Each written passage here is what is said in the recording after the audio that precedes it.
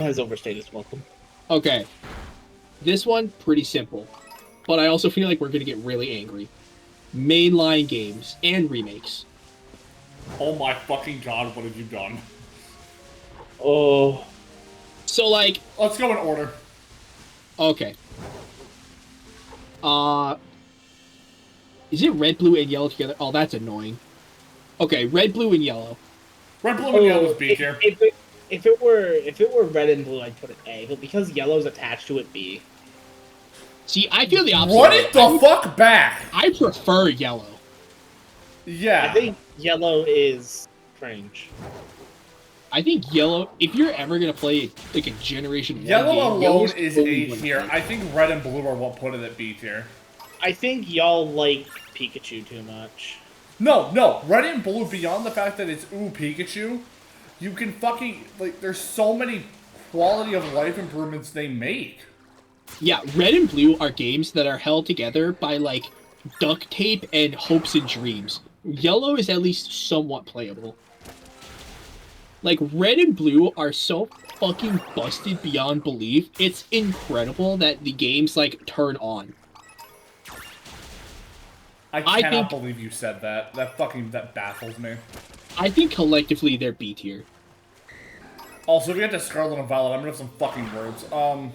Dude, I'm already ready to fight y'all, because I already know where you guys are gonna put Fire and Leaf Green, and I know I'm gonna get outvoted, but I'm gonna fucking die fighting. Alright, Anyway. Alright, let's talk about, these trash second-gen games that Eli likes.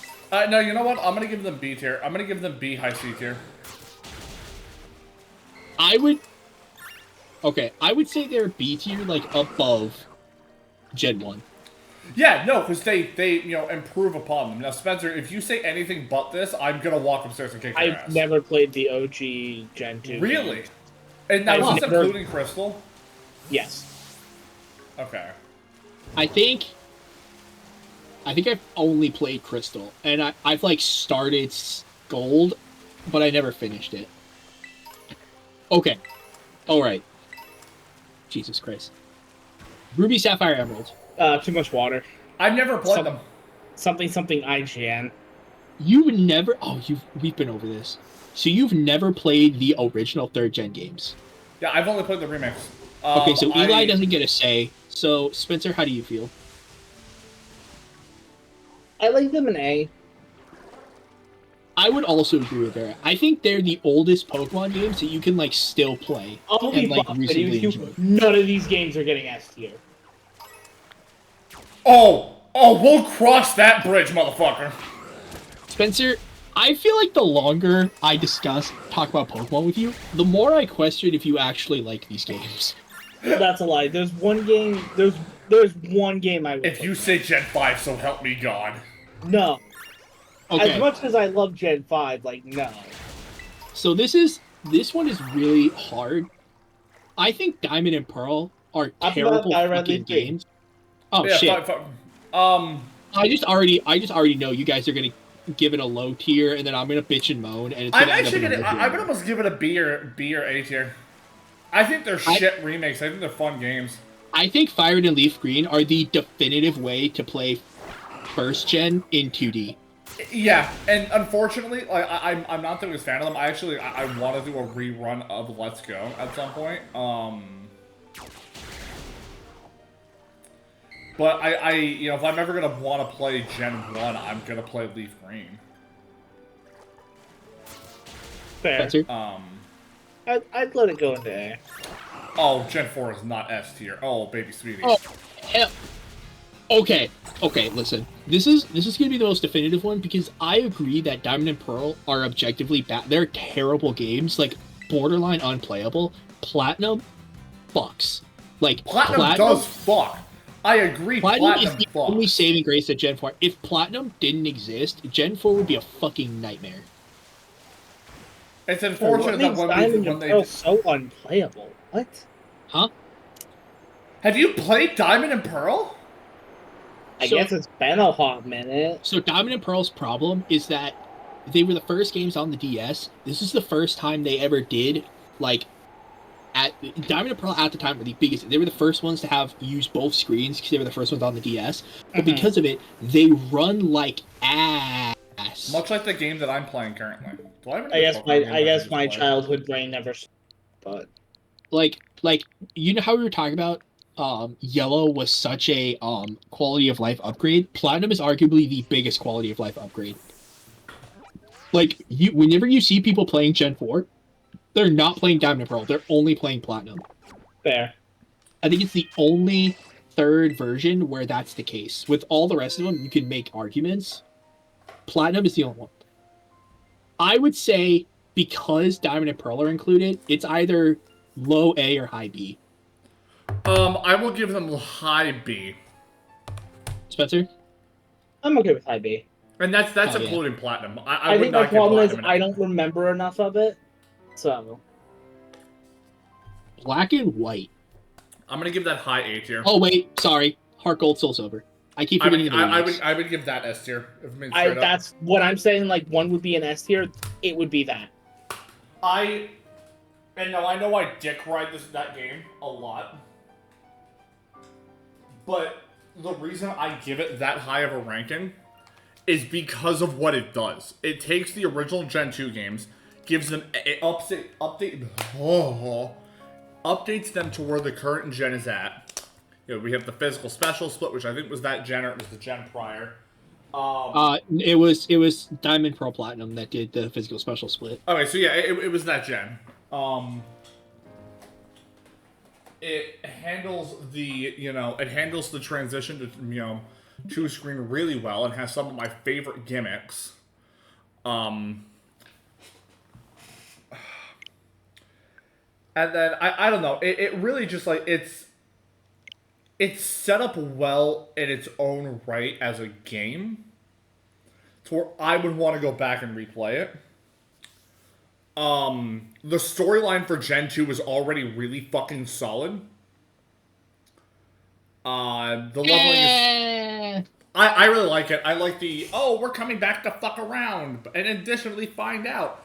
It's also the last game we get where the legendary isn't the primary focus.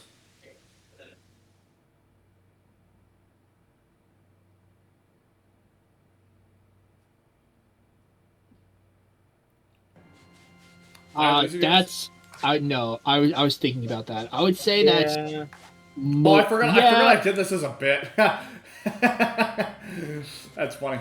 But I think over the years I've lessened on Heart Gold Soul Silver, but like I still objectively agree that they're top tier when it comes to playing Pokemon. Like I think anybody could play Heart Gold Soul Silver and have a good time. Yeah. Black and White. High A tier. I would also put Black and White in A. The only thing that holds it back from being S for me is the fact that I am locked to using those fucking the new gen. Yeah, and I get it was supposed to be a soft reset for the series, but it's like So what I'm hearing is Black 2, White 2 are S tier. Yes. Yeah. Okay. I was nervous y'all weren't gonna agree. I fucking love Black 2, White 2. Like, I think my Black 2, White 2 did something the franchise never did again, and that was actually make a good sequel of a game. Because they actually made a sequel. I'm looking at what other fucking games I'm looking at you, Ultra Sun and Ultra Moon. I'm looking at you and your horrible fucking storytelling. Okay. We'll get there when we get there. We're gonna fight on that one. So, I would say Platinum is probably my favorite Pokemon game, but Black 2, White 2 are like easily my second favorite Pokemon. Can I say that? Yeah. Can I just say that I would have been really interested to see how they could have done Platinum as a sequel? I think Platinum is fine as is because like Black and White didn't need a third version because they were I think they were fine as is. Whereas like everything, like the first 4 generations, I think it worked having a third game because it wasn't a sequel, it was these games but better. Right. It was more of a retelling and or parallel universe. So you appreciate that, but you don't appreciate Ultra's. Never mind. We'll get into it. We will get into that when we get there. I will explain my reasoning for my hate. All right. I can't wait. Here's where it starts to get definitive. X and Y. I give it a low A tier. I would put it in D. I think that everything I just said about Black and White not needing a third version doesn't apply to X and Y. I think X and Y, it's so unfortunate because X and Y were so clearly just Game Freak testing the waters to see what stuff works. Because that's all it is. It just feels like a beta. Of like, here's all... But then they don't do anything with it. Like, they just immediately skip to ORAS. So X and Y just, I feel like, are the biggest wasted potential. But, like, I could still go back and play X and Y. Yeah, so like... I would say, like... I would also say low A or high B. I want to give X and Y high A because of how good those games, like, still hold up, at least to me. My friend Nick, though, holy fuck. Get him talking about X and Y, you will not have another conversation. It is horrific. I think I couldn't put it any higher than low A because as much as I love the games, I do agree that, like, there's definitely problems with them. Well, my biggest issue is that the story's kind of bland. Yeah, like, the story is bland. The villains are bad. Whoa. You don't know if Lysander is the villain. That's true. There's nothing about Lysander. He's clearly not the bad guy. He's definitely not the bad guy. Right, but, like, you're saying that, but that's proving my point. Diana, when you meet Diana, how are you supposed to know she's the champion? See, I actually, like, as a champion, I actually really like her. I think that X and Y, speaking on that, X and Y is also, like, the first game. One of the things people give Gen 5 so much praise for is, like, oh, the gym leaders, like, actually do something. And then you have X and Y, where, like, the gym leaders go back to, like, doing nothing. And it's like, how many of the Gen 5 gym leaders could you name right now? Of Gen 5? I could probably name all of them. I mean Gen 6. Like, how many gym leaders from X and Y could you name right now? Let's see. We have the Bug one. We have the Rock one. We have the Electric one. Clement?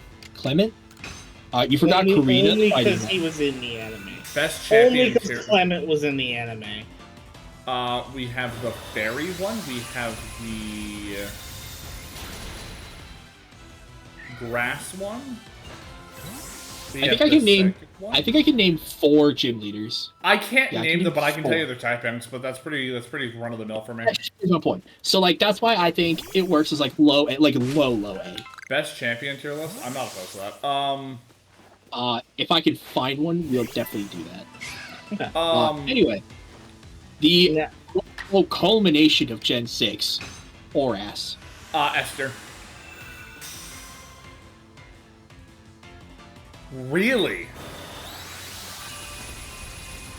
The silence is deafening. I would put it in A. I would not put it in S. So, like, okay. You know how I said that my opinion has lessened over Heart Gold Soul Silver? I think the opposite has happened with ORAS. When ORAS first came out, I wasn't thrilled about it. As I've gotten older, I like it a lot more. I definitely think it's arguably the definitive way to play Gen 3. But it definitely suffers from the fact that, like, a lot of other remakes, specifically Heart Gold Soul Silver, take advantage of a lot of the quality of life things that are added from Diamond Pearl Platinum. ORAS doesn't really do that. Like, it gets rid of like character customization, which, like, I understand it's a remake, but, like, also, like, that was one of the big selling points of X and Y.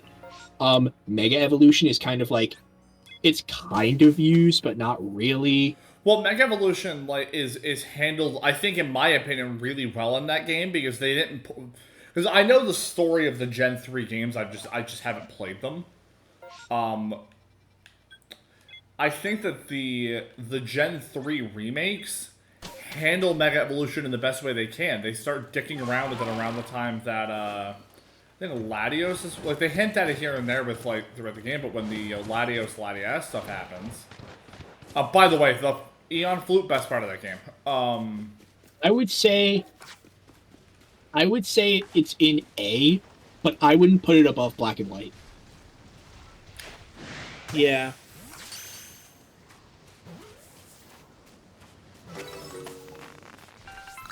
I don't know. You've gone a bit quiet there. I would put it a lot. I would give it S. I don't know. I'm outvoted there, but it's I'm okay with it being in that area. But like I agree, it's definitively better than almost everything in A. I think it definitely deserves a high A. But like I don't necessarily know if I would put it like S tier. Because I do agree, the Eon Flute is good. The nav, what is it? What the fuck is it? The Dex Nav? I'm not a fan of the Dex Nav. I don't really like it.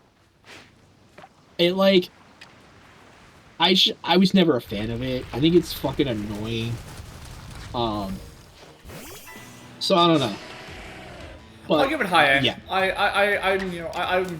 I'm willing to give it high A, and I'm willing to put it below Black and White, but we're gonna fucking fight when it comes to Ultra Sun. All right, so yeah, allow me to correct myself. So well, we gotta do Sun and Moon first. I was just saying, we're hold up, Sun and Moon. I think Sun and Moon was a really nice. I very much appreciate that Sun and Moon was like the first games where they really played with the formula.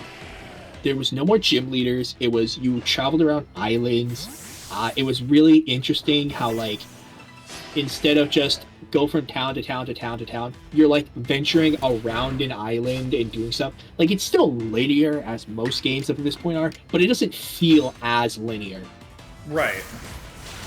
I think that we haven't really said it with a lot of other generations, but I do think I think Gen 7 does have like a decent selection of Pokemon. I think Gen 7 is like the best way to, I didn't mean to cut you off. I think Gen 7 is the best way to be introduced to Pokemon. This also applies to Gen X and Y was kind of when they started being like really good with like having a wide variety of Pokemon early on. I think that, like you said, Sun and Moon was like the first time where it's like you really get like a good, decent amount of options early on. Like you don't feel like, okay, I'm stuck with just regional bird or regional rodent before like the first boss. Like no, you can like find in. Oh no, that's okay. Never mind. I'm gonna actually. The other thing too is that the Sun and Moon are also like, they're not easy games. Like for the 3D era, they suffered from I'm gonna take a shit on anything with a pulse. For the most part, obviously, if you're 20 levels under, you're gonna get shit on. But Sun and Moon are relatively hard fucking games. Lurantis gives me fucking nightmares. Yeah, Lurantis was difficult. The water trial, I forget which one it was. Wishy-Washy. Wishy-Washy kind of fucked me up the first couple of times. Who's the other one? I'm also struggling. There was definitely another one. Salazzle was hard too. I forgot about Salazzle was tough. Mimikyu was kind of fucking wild. Mimikyu's the only one I did my first try. Me not knowing Mimikyu's ability. Alright, let me just use my Z move on my ghost type. Dude, I did the same thing. I was like, alright, cool. I'm gonna fucking Z move. I'm gonna Z move the fuck out of this Mimikyu. And then its head drops and I'm like, oh fuck. I had a friend to get a Mimikyu. So my friend and I were playing it around the same time. So we just kind of like, we would get to a town and battle. So he had actually done that before we battled, so we had a Mimikyu. And he named it Deceit. Funny as shit. So I hit it. Okay. I hit it, and it did that shit where it's like, oh. And I'm like, oh, okay, fuck. Alright, I guess we're doing this now. I lost so that battle, if you're wondering. I do think, so Spencer, I don't think you've given like your full opinion on Sun and Moon. I think it's mostly just been me and Eli ranting. Okay, so allow me to fix some things that were clearly wrong because of what I said. I think Sun and Moon are really good games. I think they're really strong for what they are. Yeah. And allow me to go back and I said the story. So, the story is a fine story. The thing is, you're never the main character in that game. It is Lily's story, and you are living it. I mean, I don't hate that necessarily. I don't personally completely hate that either. It's just that's how it is. Because, like, with every Pokemon game, it very much feels like the story's happening and you're just there. Whereas with this game, like, so all right, it's like they just accept that. I'm gonna writer's brain this a little bit. So there are two big character archetypes in stories. You have active characters who push the story forward and cause events to happen. What an example of this is, your character in Red and Blue is an active character because you are not Red and Blue. Fucking no, Lily's an active character. Lily drives the story along because she takes Cosmog.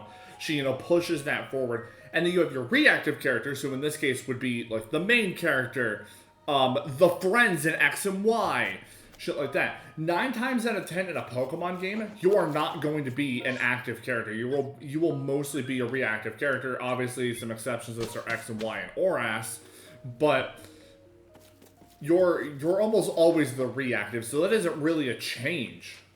It was a change for the 3D era, whereas in both versions, you are straight up just a reactive character. So it's a change of form, so I liked that about Sun and Moon. But the big gripe I have with it is the fact of how long it takes the story to do anything. I was going to say, that definitely is, like, the biggest holdback. I would say Gen 6 was, again, the start of when the beginning took a long time. Sometimes when you're playing Sun, and I will say that this definitely does benefit Spencer's argument of being because you're a reactive character. Game Freak decides that with Sun and Moon especially, that, like, you're just gonna, it feels like you're just watching the game sometimes, which definitely does suck. Like, the beginning takes so long. It's like an hour before you, like, start actively, like, doing your own stuff. I think one of my bigger problems of because you're an active character, this is the first game where they, like, actually give you, like, some dialogue options that exist. Like, when your character is asked a question, you typically 9 times out of 10 can pick something. Well, and I think that's good. The issue behind that, though, is that if you're sitting there and you've been sitting there for 18 years waiting for the story to happen, chances are you're blitzing through with the A button, and this is where, like, we will, trust me, this will come up later. With Sword and Shield, you need voice acting. Yes. If you're gonna get prompts like that, don't have 18-year cutscenes.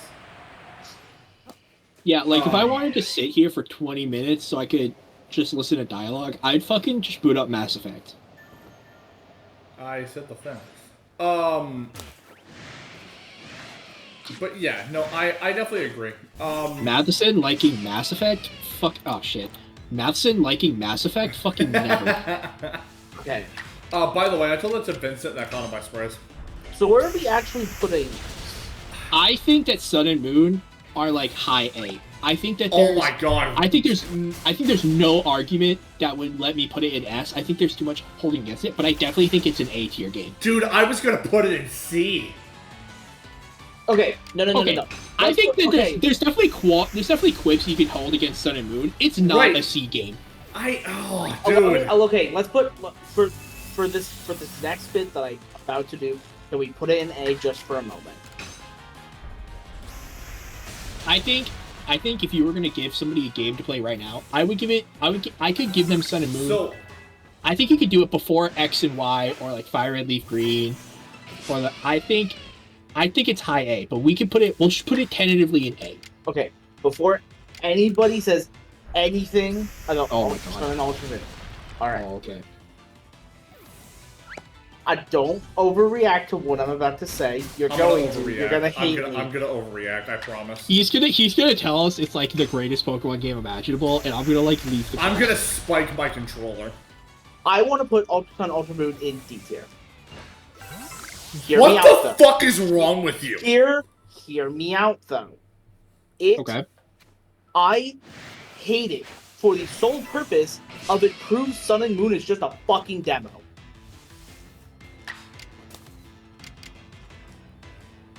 I love the actual games themselves. I just think, why was Ultra Sun, Ultra Moon not the game we got when we got Sun and Moon?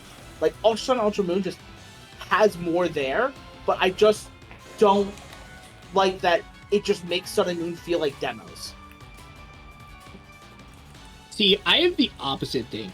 I don't think Ultra Sun, I don't think USUM is D tier. I think it's C tier because it's just like, I understand what they were trying to do. They're like, oh, it's a retelling of Sun and Moon, like alternate universe and all that.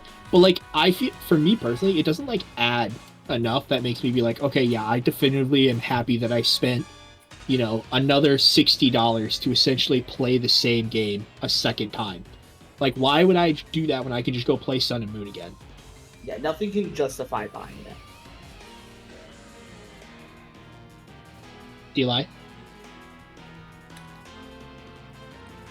I'm flabbergasted. I am shook.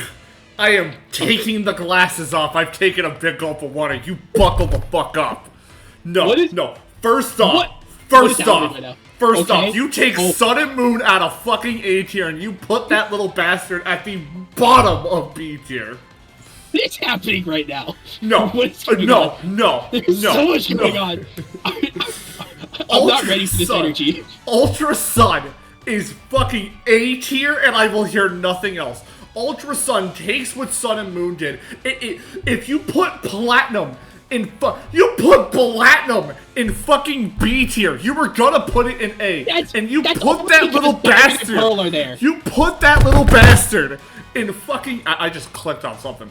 You put it in B tier, and you're like, oh, we're gonna put it in D. No, absolutely not. No, Ultra Sun. I am talking. We are gonna put C is even worse. C is like we're gonna edge it a little. No. C is objectively better than D.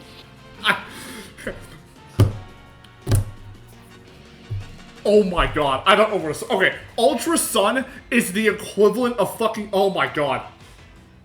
No, put that motherfucker in B tier.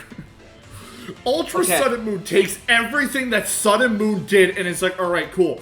People really weren't a fan of these elements. Let's add some other Pokemon. Let's change a couple of things. And let's dial it to the 11. We're gonna fuck around with this dimension stuff a little bit. Because, hot take, I think the story for Sun and Moon is hot ass. Especially, like, at least that climax bit where it's like, oh, we went to the Ultra Space. Or, Ultra Space, is that what it's called? Yes. We're gonna go to Ultra Space. Oh no, I've seen enough hentai to know where this is going. She's gonna have like it's so dumb because she uses her Pokemon when she herself probably could box our ass. Do you know how much cooler of a boss fight it would have been to fight losing me? Just give her the old Mike Tyson special. No, fucking. I flabbergasted that you have Ultra Sun where you roll up, these guys are like, we're investigating this because we have this like light demon who's gonna try to. Are you talking about the robot fuckers? Yes. They're so pointless. They don't do anything. They contribute nothing. No. They set the groundwork. It is called foreshadowing.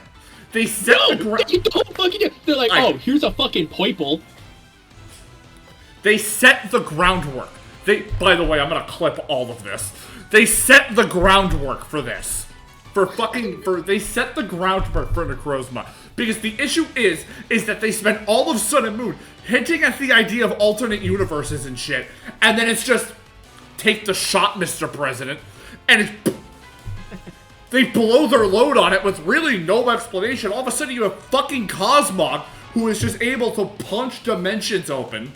And yeah, Lily's character arc in that is great, and I like that you make the parallel between Cosmog's journey is almost the same as Lily's, where they both go through this nature of evolving to become a whole different characters. That's beautiful. The ending where Lily's like, I'm gonna fuck off to Kanto. Dumb. Awful. Horrendous. However, you have fucking Ultra Sun and Moon, where you have Necrozma, who was just chilling there like, oh, it's just a fucking Necrozma, what are we gonna do? And then it's like, I don't know I can't tell you the fear of God that entered me when fucking Necrozma was like this being of light. I haven't felt fear like that since I got fucking whacked as a wee lad. You put Sun back in B, so help me God. So, okay, Eli. I'm not done. Then you have the post game. The fucking we're gonna go catch all the Ultra Beasts. That's dumb. That's dumb. The looker shit. I don't think the looker shit was dumb. Post game. The looker shit was fucking dumb. We have this bitch from Gen 3 who I didn't even remember because I don't actually think she's on the remix. I think she's one of the Frontier brands, but I could be wrong there. Who are you talking about? The purple hair. I think her name's Cassie or some shit. She got introduced in X and Y, I thought. I don't think she was X and Y. I could have sworn it was X and Y. No, the Battle Frontier lady? Are you thinking of... The purple hair, she helps you find the Ultra Beast. Oh, again, I don't think I've ever played the post game, so I have no idea what you're talking about. Alright. Then you got Rainbow fucking Rocket. Design choices? Terrible. However, it fixes my one issue I had with them doing the Mega Timeline. They pulled the people from the Mega Timeline and had them there. That's dope as fuck. That's the coolest shit. I'm like, oh, they took over the Aether Paradise. We're gonna roll. By the way, this is not my favorite game by any definition. I just think putting this in C or D tier is egregious. You roll the fuck up, and you have Giovanni there. Is like, yeah, I'm gonna kick your ass. That's a dope as shit. You fight all of the old game bosses. This is the last time you get to see any of these fucking game bosses, and it's cool as shit. It is such a cool little callback. Did I miss anything? I disassociated like 40 minutes ago. So allow me to say something, Eli. I agree with you on every single one of those points.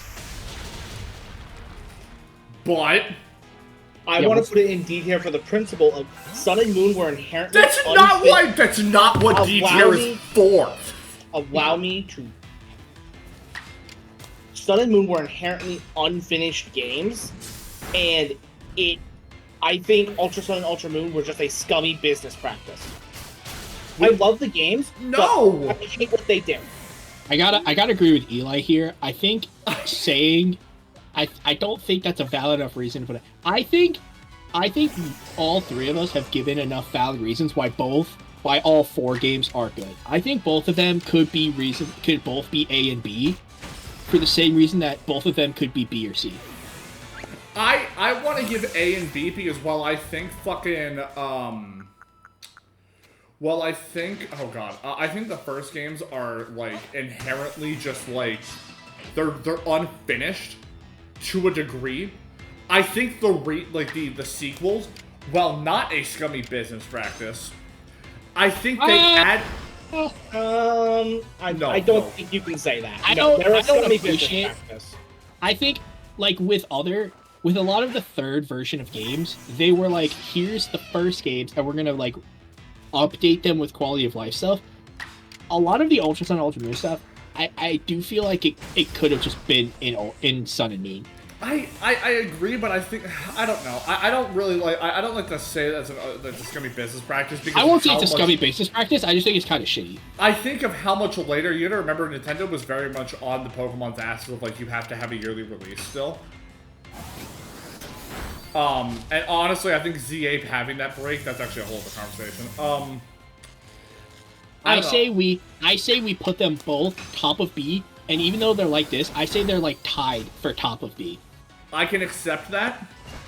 Because I think that both of them have their pros and their cons. I think they both have a lot of really great things, but there's definitely stuff that's wrong with both of them. I can accept that, and I'm gonna finish this water because I'm now fucking lightheaded for yelling for 5 minutes straight.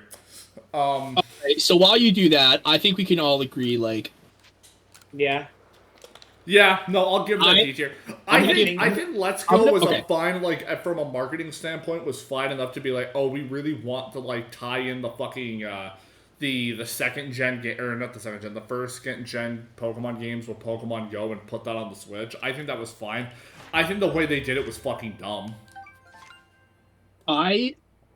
Legitimately, I think these are fine games. I think they're fun for a playthrough. My one gripe, and it's so big, it's the only reason it's in D tier. Why the fuck did they feel it necessary to put in the Pokemon Go catching the cat? I actually don't mind that. It's so fucking annoying having to like aim and because at least with the phone, when you're playing Pokemon Go on your phone, it's pretty easy to get into like a rhythm of it. With the fucking Switch, it's just like you throw it the exact same way every time. Your fucking Pokeball's going 50 miles in the other direction. The fact that you can like miss Pokeballs is not a fun mechanic. Who's like, man, I really miss in Red and Blue when the Pokeball fucking missed. Like, that shit's annoying. I hate everything about it. Having to, like, oh, if I throw a raspberry at it, then it might have a better chance of catching. And so you just, because, truth be told, I fucking hate catching Pokemon. I hate catching Legends because it's so fucking aggravating and time-consuming. So a game where the whole gimmick is, oh, all you do is catch Pokemon, just rattles my brain. Oh, I just noticed, this is just mainline games, right? Yes. Okay, I just saw that Legends Arceus wasn't on this.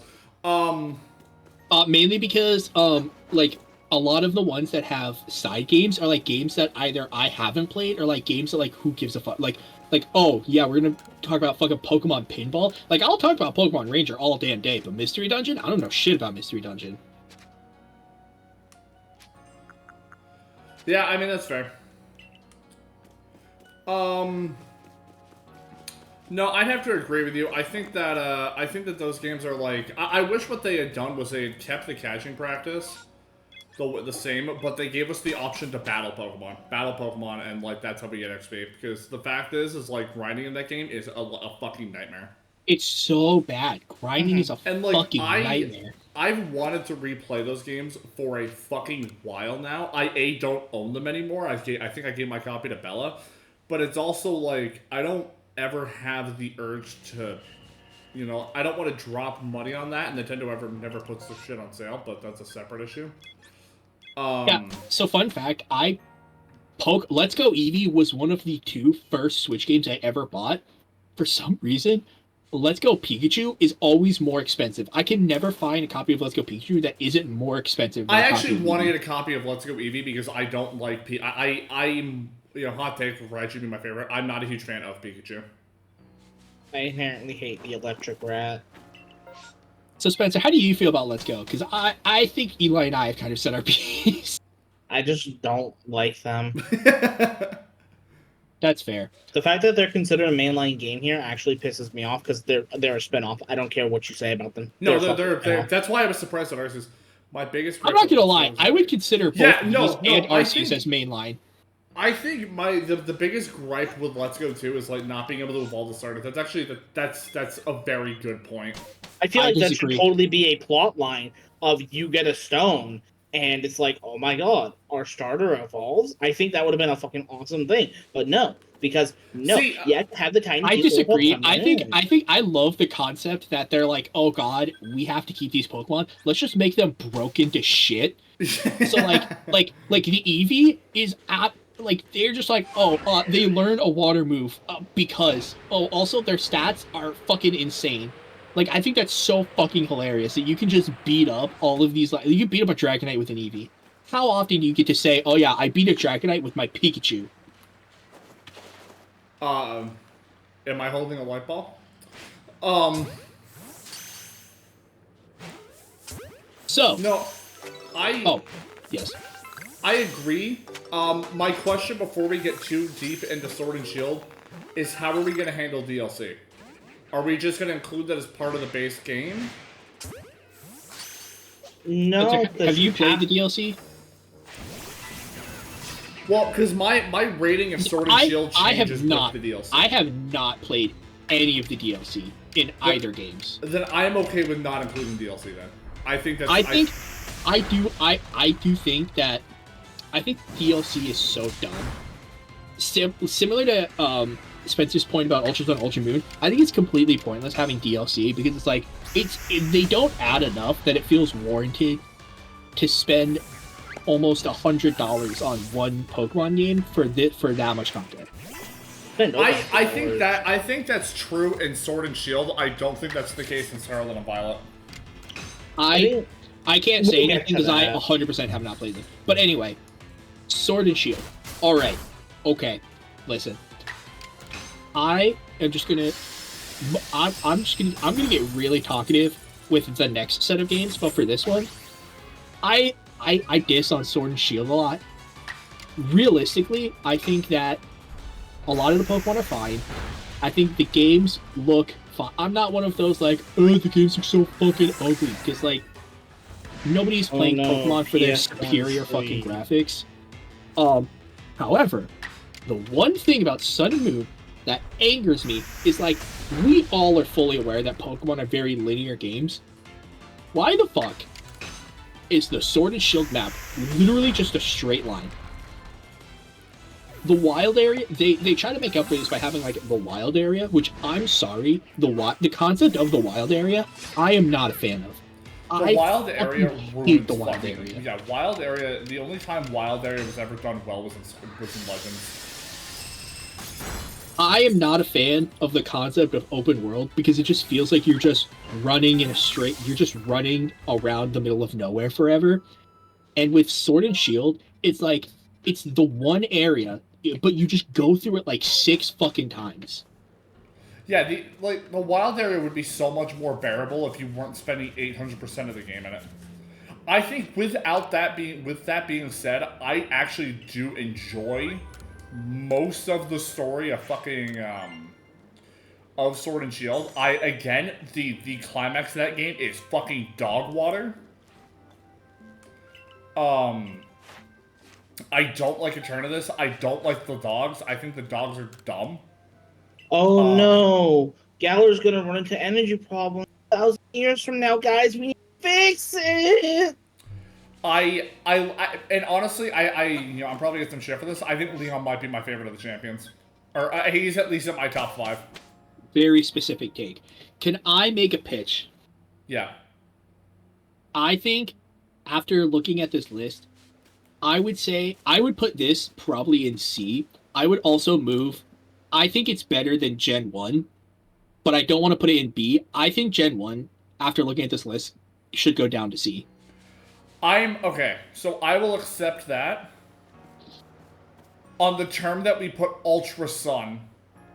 No, and we're not. Listen, we're not touching those 4 games with a fucking 6-foot pole. They're staying where they are.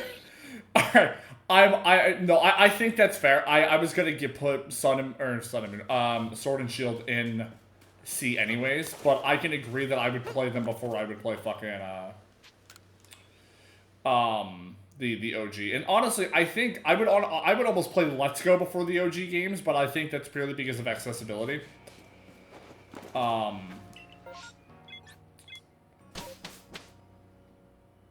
Who wants to start with BDSP? Spencer, I think. Do you want to start us off? Holy shit! You want to talk about fucking Eli going on a fucking 10-minute rant about Ultra Sun, Ultra Moon? I could talk about BDSP for 3 fucking days straight.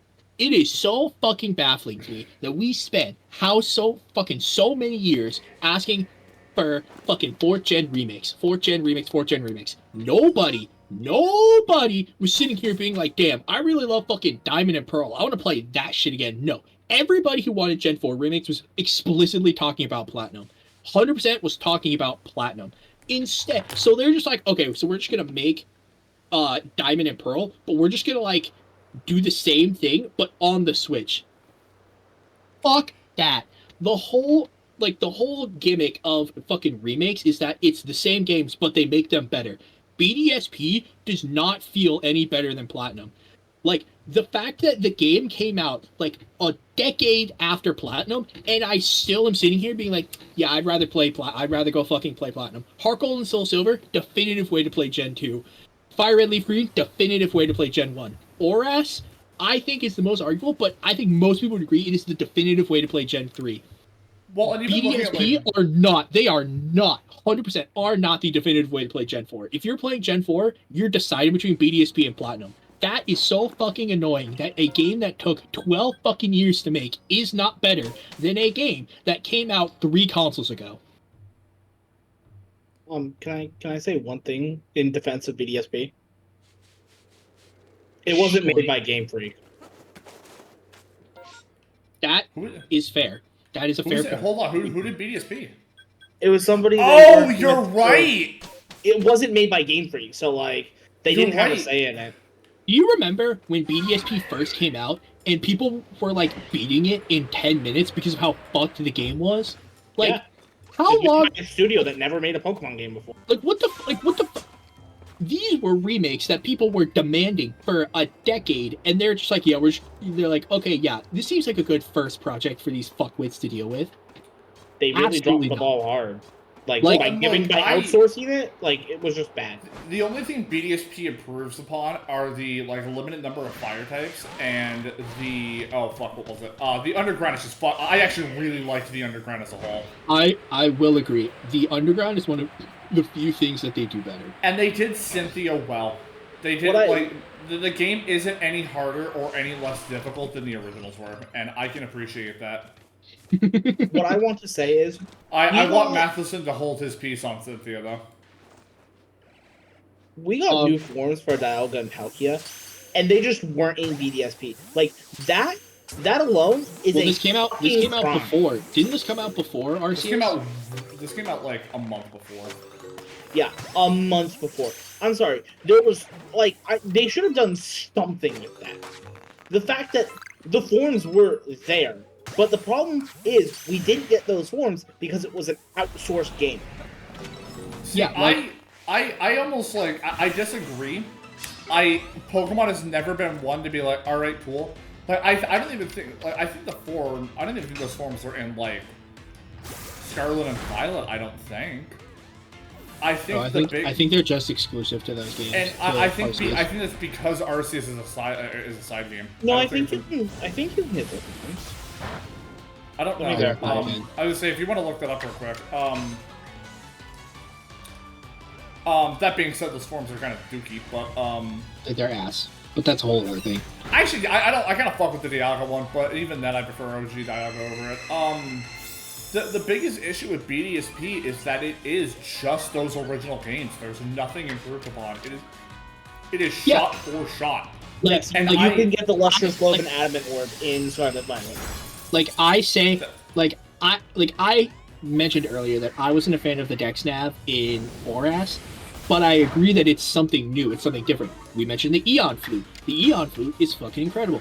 Heart Gold Soul Silver had a fuck ton of quality of life improvements that still to this day are things that, like, to this day, people still want every Pokemon game to have Pokemon following you, like in Heart Gold Soul Silver. Fire Red Leaf Green. BDSP does that. Fire Red Leaf Green with okay. BDSP turns into a fucking BDSP lets Pokemon follow you. It's a really fucking not a fucking pro. Because yes, they do follow you, barely. Because unlike games like Heart Gold Soul Silver, or I think Arceus, where the Pokemon at least stay somewhat close to you, in BDSP, they move to the rhythm of their own beat.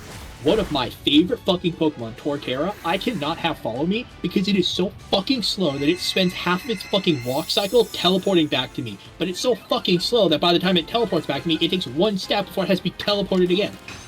That's so fucking aggravating that you have to pick and choose which Pokemon you want to follow you because the game doesn't have them moving fucking fast enough. These games came out like 3 years ago, and you can't figure out, oh, maybe I should just have their fucking sprite linked to the character so they're not fucking 10 years back. No, I agree. Also, Arceus does not have the follow. You can it just has them standing out. Isn't there a game that? Oh, it's DLC. And Yeah, so Scarlet and Violet, you technically can. But like again, with those games, don't they at least like aren't they at least like somewhat close to you at all times? They actually like it's nice because if you get far enough away, they just go back to the ball. But like again, oh no, it's no. Let's go. It's only certain Pokemon that can be out of their ball. It's all of them. Oh, it's all of them. I don't remember. Were they able to follow you? Pretty solid, yeah. I think Let's Go Eevee, the Let's Go games actually did follow them onto the best on Switch. Because I remember that with some of them, you could ride, like if you got Arcanine, you would ride on the Arcanine because it's out of the ball. Dodrio, you would ride on the Dodrio. You'd fly on. You can fly, yeah. So you can fly on Dragonite and Zard. I don't know if you flew on the birds. I have no idea. Anyway, BDSP, I fucking hate them, but I also acknowledge that they're more playable than Let's Go. I hate them more than Let's Go, but I would probably play Let's Go before I play, or I'd probably play BDSP before I played Let's Go again. I would put like low C tier for BDSP. That's fair. Spencer? That's fine. Okay. And then let's tentatively we can't put it on the list. Arceus, I'm not a fan of Arceus. I would still put it in A, at least. I think Arceus is a really good game. It's just not my type of game. I actually I actually really like Arceus as a concept. I've played the game through twice, so I'm really fucking tired of it. But I really like Arceus for what it is and what it wants to be. And they have a lot of things that make this game really good. Unfortunately, they have a lot of things that make this game really fucking bad. I really don't like the way that they handle like the game's progression. In terms of like, alright, cool, you want to go to this next area, you have to catch all the mons first. I hate that it's one of the hardest games to catch Pokemon in. Like Magnemite, I fucking love Magnemite, but it's like, oh, you have to like fucking pray to every god imaginable that you can hopefully find one. Yeah, it's like, well, it's like the whole like the arc phone thing and the way that they handle like the time space distortions. It's silly, especially like in the spoilers for the really old game, by the way. Did you get rid of our fucking tier list? No, I'm seeing if I can find Pokemon Champions just in case we decide to do that. Spencer, you on duty tonight? Yeah. Okay. But no, I would put Arceus like really. I would put Arceus right below Oras in A. I feel that, yeah. Arceus is a very strong game. It tries to do a lot, but hopefully they can actually get a good formula fixed for ZA and not drop the ball hard. And I actually forgive BDSP to an extent because of how much I liked Arceus. But realizing those were two different companies. I don't forgive Game Freak for BDSP for the fact that they outsourced it because like why? Everybody wanted it, why outsource it? I don't forgive anybody for BDSP. How I feel about BDSP is how Spencer feels about 90% of Pokemon.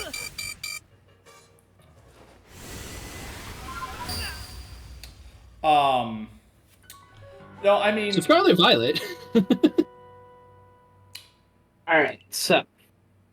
I have an aspect of Scarlet and Violet that neither of you are going to fully have. So I will let you two go off about it, and then I will chime in. So, for me, Scarlet and Violet holds a really, like... So when... Alright, I'm gonna tell the story first. So when Arceus came out, I was really, like, not impressed.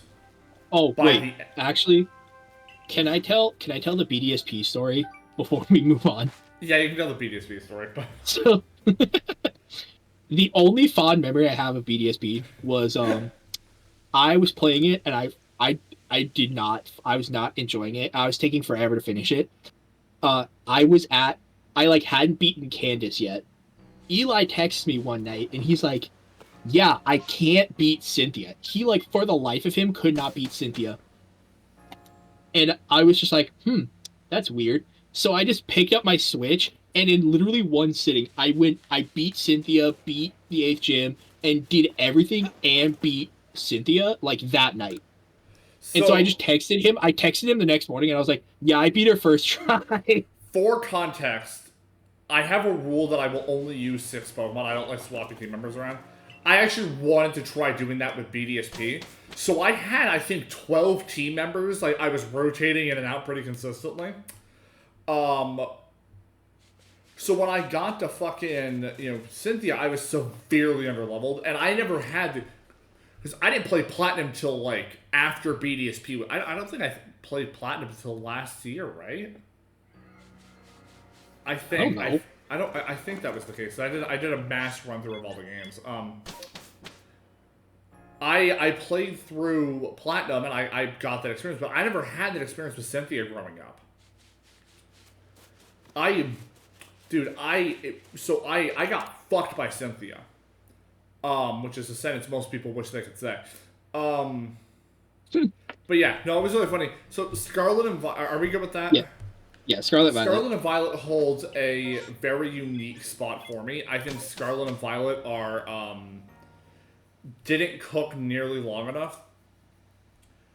But I think that as games they are pretty solid. I love the fucking story of Scarlet and Violet. Like, that is the only game I will give a perfect fucking 10 to. I love it so fucking much. But Scarlet and Violet was my deciding factor if I was ever gonna pay $60 for another Pokemon game. If they go to 70 and I fucking double dog dare them to, that'll be the end of it for me. I think they're going to. It's a fact of life, and it's just where games are at. But for me, Scarlet and Violet is solid. I wish it didn't have the lag issues. It was the first Pokemon game that I went into entirely blind and knew none of. I knew what was shown in the trailers, and then what the he would like, for context, Eli would like legitimately get mad at us if anybody brought up something that was like a spoiler. And yeah, no, I was so fucking anal about it. Like I think they at one point, usually about a week before the games come out, they like leak the entire dex. Eli like got angry because somebody like mentioned a Pokemon. I think Zach mentioned a Pokemon as a joke, and you got like legitimately mad. No, he sent me because I talked to Zach about this already. We were living together at the time down in Townhouse, and he showed me the fucking water starters like final form, and I think I think Masquerada was also on that one. And I was like, oh, I really didn't want to like I'm picking Fuecoco anyways, but I didn't really want to fucking know this, and I was pretty upset about it. If I remember correctly, it's been a while, but no. So for me, that was the best way to play a fucking Pokemon game. I didn't know any of it. I got mad fucking shinies that playthrough, but the unfortunate end of it is that I played that during Extra Life, and 2 games in a row now where I've played a brand new game, I have run through an entire game during Extra Life and been fucking miserable by the end of it. Like, I did the Scarlet and Violet dex, and I shiny hunted the fucking Paradox Mons. Honestly, I did, and then I did a playthrough right after that, because my mom got me Violet for Christmas. I don't think I will ever do, like, unless if I do another Wonderlock of it, I don't think I will ever do a full playthrough of it again. Spencer, what are your feelings on Scarlet Violet? No. I think Scarlet and Violet is inherently flawed with the fact that it just is not. It feels like it shouldn't have been made for the Switch. Like, it needs some more power. It needs some more optimizing. It feels rushed by Nintendo. But one thing that I want to say is, on the side of competitive, this is the freshest the VGC format has ever felt throughout all of Pokemon, and I think Terra typing is the best gimmick mechanic they've ever made. That is true. I still inherently hate Terra typing because of how it looks. but that's fair. Yeah, we haven't really mentioned a lot of the like gimmicks that I would say started with Gen 6 with Mega Evolution. Mega Evolution's obviously I think is pretty top tier. Z I think moves I think are fucking lame. Um Dynamax is stupid. As somebody who loves Godzilla, I think Dynamax is stupid. Terra typing, I think, is really it's really is the first one where it's like it's the first gimmick that doesn't make a Pokemon feel busted. It's just like it it's like equal playing field for like a lot of Pokemon. I feel like every Pokemon benefits from Terra typing to some extent, well, which is like like really nice. the issue with like, and I'm gonna exclude Megas from this, is that Z moves were so fucking lame that Megas were just in those games. Gigantamax works so poorly as a gimmick that it's limited to gym battles. So you lose it in post game. And in the DLC. It's not explored. It's very lackluster. And the big issue is that you can change that entire game every time they say Dynamax or Gigantamax, change it to Mega, and the game works still. I think,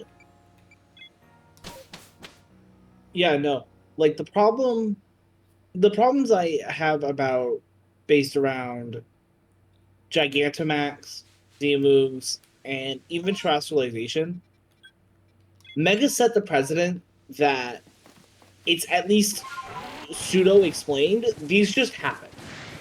Yeah, well, The Z crystals just exist. The Gigantamax happens because funny energy, and I like how it does. Actually, no, G-Max is going to get explained because of Eternatus and the fact that it's his residual energy from the comet he came from. So, which is fucking dumb. But we're talking about Scarlet Violet. In Scarlet and Violet, like terrestrialization could be chalked up to one of 100 different things, and we don't know. It's all theories. Oh, that's where you haven't played the DLC. We get that explained. Oh, never mind. I lied. I have not. No, they explain the. At least if I remember correctly, they do explain most of it. Okay, never mind. I will hold my tongue then. So, can I go into my my Scarlet Violet experience? So, when Scarlet and Violet came out, I was in a pretty similar spot with Eli, where like BDSP, like I was so devastated because Gen 4 was my first ever Pokemon game. I wasn't a huge fan of BDSP. I also wasn't a huge fan of Arceus. I was kind of starting to get to that point where I'm like, do I really want to like get Pokemon games? And so Scarlet Violet, like playing it for the first time, I'll never forget. I got like the early release. I was in my room. I was in my college dorm. I was Eli. For that. Yeah. Yeah, there was I had like a couple friends. Eli was there. I think it was Eli, Zach, and Kobe. No, it was Tom, Colby, and I. Oh yeah, it's Tom. Like that first night playing through was like legitimately fun. I think that Scarlet and Violet are good games. I think they revitalized my appreciation for Pokemon. I think that they are good games. But again, this is just a me thing. I'm not a huge fan of open world. And I don't love Scarlet Violet's open world. It just feels like you pick a direction and you run that way for like half an hour and then just kind of hope you find something. I would get lost in this game so fucking often, even when looking at the map. It was just like you spend so much of it just like running around just hoping you find something. Well, unlike let me just say one thing. The cardinal sin of Scarlet and Violet, there is no scaling. Yeah, I was just about to say that, is that game does not, like... It like, doesn't I understand, scale. I understand the scaling probably would have been hard to, like, incorporate. But, no. Like, I also just think that, like, yeah, if you're not gonna scale, then, like, don't necessarily make it open world. Or at least, like, because I think it makes sense, the idea of, like, because the whole concept is, like, you're at school and you're going on trip. So the idea of, like, oh, you're playing in an X area for like a little bit, and then you slowly open up more areas, because it is kind of fucking annoying how like you just accidentally stumble upon, like, oh, this is where the Dundozo is. Oh, there's like level 50 Pokemon that are fucking beating my ass. Like this is annoying. This is also like, for me, this is the first time they're trying a concept like this out. So I'm gonna give them a little more slack with that. It should have been something they did from the start, but yes, I will always appreciate when they're trying new things. As much as I hate certain games like Let's Go, I appreciate them trying to do something different. Yeah. That being said, one of the bigger gripes I have with this game is simply how the three stories kind of line up. Like, the way the final like act of this game is supposed to work is that they're supposed to flow into each other, but they feel like the three main characters outside of your character, they have they have one, maybe two interactions before the big post-game stuff. And then just recently with the Perchant event, they have another like interaction. And they're painted as like, okay. I'm gonna say this. I'm not gonna hold it against Scarlet Violet, because we did say when I did the DLC. With Sword and Shield, my issue with the DLC was that it felt pointless and unnecessary. The Scarlet Violet stuff, it feels like you're missing out on so much if you don't do the DLC. Like they're doing like reveals like they would do for brand new games just for the DLC. Like, it's fucking insane. Like, why are we getting like so many new fucking forms for the DLC? See, and I appreciate that to an extent because it gives us a reason to get it. And like that's a whole like DLC as a whole has that issue. But I can respect the like, all right, we're gonna give you an incentive to buy this now. Like, I'm more okay with them doing that because of like for that reason. However, I think them giving us what, 3 new forms? We typically get a new form, a new Pokemon, and then the Legends. Yeah, because Scarlet Violet, they did both DLCs had a brand new legend. They had both of them had at least 2 new forms, because it was Raikou Entei, and then Cobalion, Virizion, and Terrakion, and Suicune. So they did at least 6 new ones. I wouldn't say the Paradoxes are new forms. It is, because you can't get them unless you get the DLC.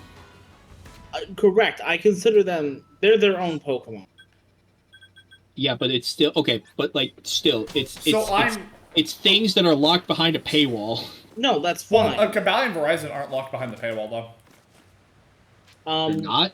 No, they're not. They were limited. They were or Suicune and Virizion. Yeah, they were limited. They were raid events. Okay. Slightly off topic. This has nothing to do with anything. I fucking hate how they do. How like every new legend, instead of like, oh, we're gonna like incorporating these into the game, it's just like, all right, cool. For the next 3 months, if you like just connect to the internet, you can just have this Pokemon. Yeah, I don't like that. I hate that shit. Are you talking about Petrarun? I'm talking about that. I'm talking about they've been doing it since like 6th gen.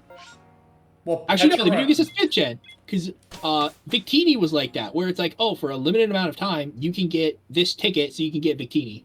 Yeah, I And then before that, it was, oh, go to a fucking Toys R Us and ask them to give you a Mew. Yeah, well, the Mew one, the Mew one they like, there's a whole not Mew. It was like, you would have to, it was for like Shiny Legends in like 4th gen. You'd have to like go to Target or like a Toys. It would be Toys R Us or GameStop. Yeah.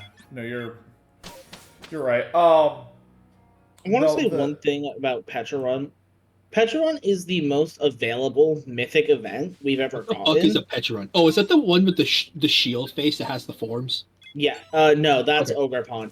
Oh, you're talking about the one that looks like Paleozoic Yu-Gi-Oh cards? I don't get it's the one with like the weird looking face that like looks like one of the berries. Oh, yeah, I know what you're talking about. I hate that thing. I fucking hate it so goddamn much. It's such Oh, a I lazy hate its design. design, but I like what they did to get it. I like how he has his own little side story. I like that it's free if you bought the DLCs. Like, you don't have to pay a $5 fee to get this extra Pokemon story. And it's a neat little thing. Yeah, it is a cute little story with the last interaction we're gonna get from those characters. I would say, when it comes to Scarlet Violet, I would put Scarlet and Violet below, or oh fuck, I don't know where I would put this. I'm definitely not putting it in C tier, but like I don't know if I would put it before or after Platinum.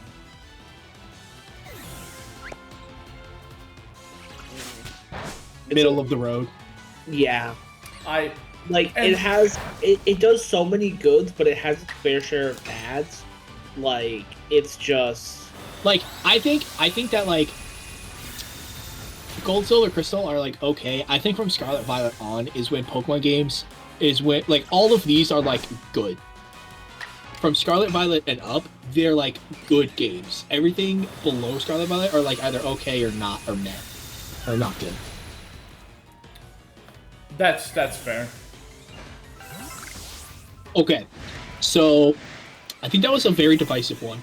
Is there anything on this list that isn't called Sun, Moon, Ultra, and Ultra Moon that we want to move around? Because I'm not touching those games with a 10-foot pole. I think we touch those games and another war happens between the... Yeah, I don't want that. We're going to be here for like another hour if we talk about those. Yeah. I wasn't expecting that one to be fucking heated, if I'm being honest. Neither did I. I didn't expect Eli to go on a 30-minute tangent about Ultra Sun and Moon. Yeah, can we move X and Y up past the Leaf Green game? Like the Gen 3 games? I'm okay with that. All the Gen 3 games? No. Yeah. All? Or just Fire Red Leaf Green? I will compromise all of the Fire Red Leaf Green, but I think it's better than the Gen 3 as an entirety.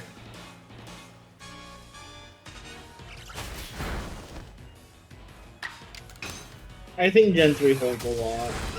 I can live with that. I think Ruby, Sapphire, and Emerald hold up really fucking well. Spencer, I know you have duty here soon. I'm assuming that means Destiny, right?